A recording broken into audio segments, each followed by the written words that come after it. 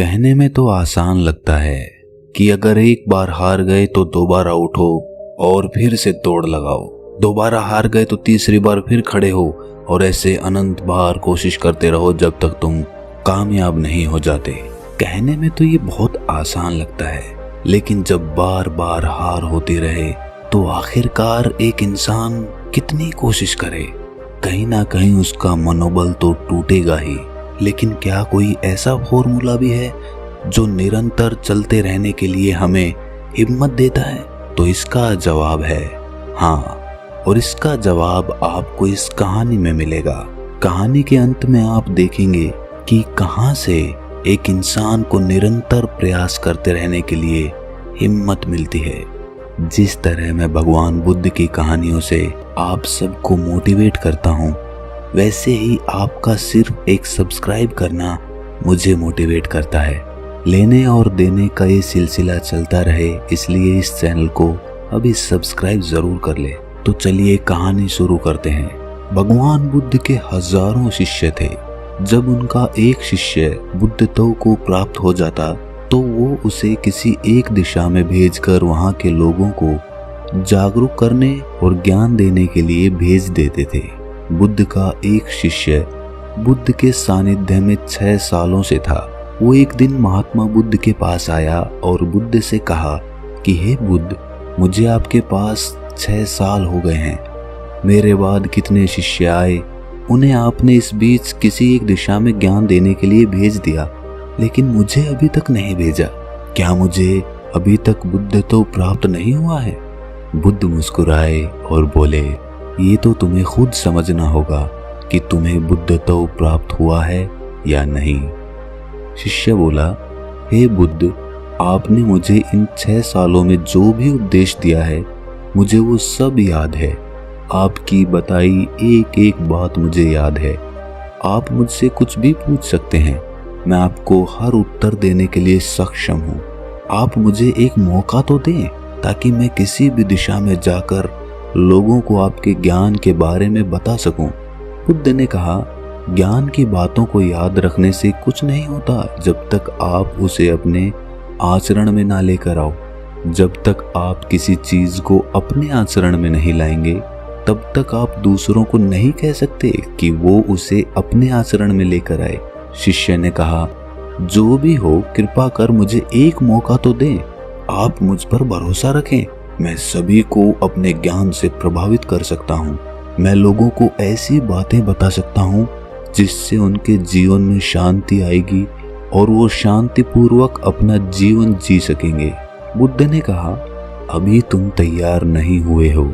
जब तुम तैयार हो जाओगे, मैं तुम्हें खुद सही मार्ग पर जाने के लिए कहूँगा। शिष्य ने कहा, क्यों बुद्ध, आपने मुझे इन 6 सालों में इतना भी ज्ञान नहीं दिया जिससे मैं लोगों को प्रभावित कर सकूं? आखिरकार बुद्ध ने हार कर कहा, ठीक है, तुम पूर्व दिशा की तरफ चले जाओ। वहां तुम्हें एक गांव मिलेगा, उससे तुम भिक्षा मांग कर लाओ और वहां के लोगों को अपने ज्ञान के बारे में बताओ। कल सुबह तुम वहां अकेले जाना और शाम को आकर मुझे बताना कि तुमने कैसे वहां के लोगों की मदद की। वो शिष्य ये सुनकर बहुत खुश हो गया और बुद्ध का आशीर्वाद लेकर वहां के लिए चल दिया। वो रात भर ज्ञान समेटता रहा। वो मन ही मन सोच रहा था कि मैं कल वहां पर ऐसी ज्ञान की छाप छोड़ूंगा कि वहां के लोगों के साथ बुद्ध भी मुझसे प्रभावित हो जाएंगे। सुबह उठकर वो बुद्ध को प्रणाम करने गया। उन्हें प्रणाम कर वो पूर्व दिशा की तरफ निकल गया। शाम को जब वो वापस आया तो बुद्ध ने देखा कि उस शिष्य के माथे पर चोट लगी है और खून बह रहा है। बुद्ध ने उसे पट्टी की और पूछा कि तुम्हें ये चोट कैसे लगी? शिष्य ने कहा कि बुद्ध, वहाँ के लोग बेहद ही दुष्ट हैं, उन्हें जरा भी बुद्धि नहीं है। मैं उस गांव में भिक्षा लेने के लिए गया पर किसी ने मुझे भिक्षा नहीं दी, सब मुझे गालियां दे रहे थे। एक व्यक्ति ने मुझे भिक्षा तो दी, लेकिन नीचे फेंक कर और कहा, इसे उठा लो। मैंने उन्हें काफी समझाया, लेकिन वो मेरी बात सुनने को तैयार ही नहीं थे।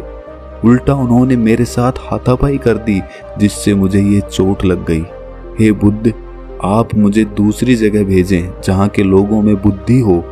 बुद्ध शिष्य की बात सुनकर मुस्कुराए और बोले कि अगर तुम्हें दूसरे गांव में भी ऐसे लोग मिल गए तब तुम क्या करोगे? शिष्य ने कहा, हे बुद्ध, ऐसे लोगों को कोई ज्ञान नहीं दे सकता। वो लोग अज्ञानी हैं, उन्हें कौन समझाएगा? बुद्ध ने कहा, वो लोग अज्ञानी नहीं बल्कि ज्ञानी ही हैं। उनके पास बहुत बुद्धि है और उनके पास खुद का अपना ज्ञान है। अगर तुम किसी दूसरे के ज्ञान को चोट पहुंचाओगे तो वो कुछ तो कहेंगे ही। तुम्हें ऐसे लोग हर जगह मिलेंगे, तब तुम अपना ज्ञान उन्हें कैसे दोगे? बुद्ध ने शिष्य को कहा कि आज तुम आराम करो, कल शाम को मेरे पास आना। शिष्य बुद्ध को प्रणाम करके चला गया। अगली शाम जब वो वापस बुद्ध के पास आया तब वहाँ एक और बुद्ध के शिष्य मौजूद थे। उनके हाथ में चोट लगी हुई थी। बुद्ध ने उस शिष्य के हाथ पर चोट देखकर उस पर पट्टी की और उस शिष्य से पूछा कि तुम्हें ये चोट कैसे लगी? शिष्य ने कहा, बुद्ध, आपने पूर्व के गांव में मुझे जाने के लिए कहा था, वहीं पर मुझे ये चोट लगी। बुद्ध ने कहा, वहां तुम्हारे साथ क्या हुआ था? शिष्य ने कहा, हे बुद्ध, वहां पर मैंने सबसे भिक्षा मांगी लेकिन किसी ने मुझे भिक्षा नहीं दी। एक व्यक्ति ने मुझे भिक्षा दी लेकिन उसने भी जमीन पर फेंक कर कहा कि इसे उठा लो। मैंने चुपचाप उसे अपने पात्र में रख लिया और उसे कल्याण का आशीर्वाद दिया। तब उस आदमी ने मुझसे कहा कि आप बड़े ही अजीब आदमी हैं। मैं आपका अपमान कर रहा हूँ और आप मुझे आशीर्वाद दे रहे हैं। मैंने उनसे कहा कि आप दानी हैं, आपने मुझे दान दिया है, इसीलिए मैं आपको आशीर्वाद दे रहा हूँ। फिर मैं वहाँ से आगे गया तो कुछ लोगों ने मुझे वहाँ से जाने के लिए कहा। उन्होंने मुझे अपशब्द कहे और मुझ पर पत्थर फेंके, जिससे मुझे चोट लग गई।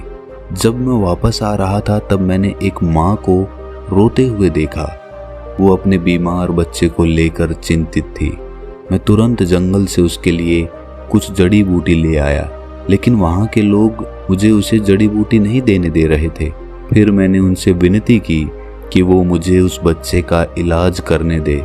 उसके बाद वो जैसा कहेंगे मैं ठीक वैसा ही करूँगा। फिर जिस व्यक्ति ने मुझे भिक्षा दी थी उसने गांव वालों को समझाया। तब उन्होंने मुझे उस बच्चे को जड़ी बूटी लगाने दी। उसके बाद वो बच्चा ठीक हो गया। फिर गांव वालों ने मुझसे उनके किए गए अभद्र व्यवहार के लिए क्षमा मांगी और मुझे धन्यवाद दिया। फिर मैं वहां से वापस आ गया। हे बुद्ध, मेरी आपसे एक विनती है। उस गांव के लोग बहुत भोले और सीधे साधे हैं। क्या मैं रोज उसी गांव में जाकर भिक्षा मांग सकता हूँ? ये सभी बात वो पहला शिष्य भी सुन रहा था। उसने ये सुनते ही बुद्ध के चरणों में गिरकर कहा, हे बुद्ध, मैं समझ गया हूँ कि अभी मैं उस लायक नहीं हुआ हूँ कि दूसरों को ज्ञान दे सकूं। बुद्ध ने कहा, हमें बाहर वैसे ही लोग दिखाई देते हैं जैसे हम भीतर से होते हैं। जब तक हम स्वयं को नहीं बदलते तब तक हम किसी को नहीं बदल सकते।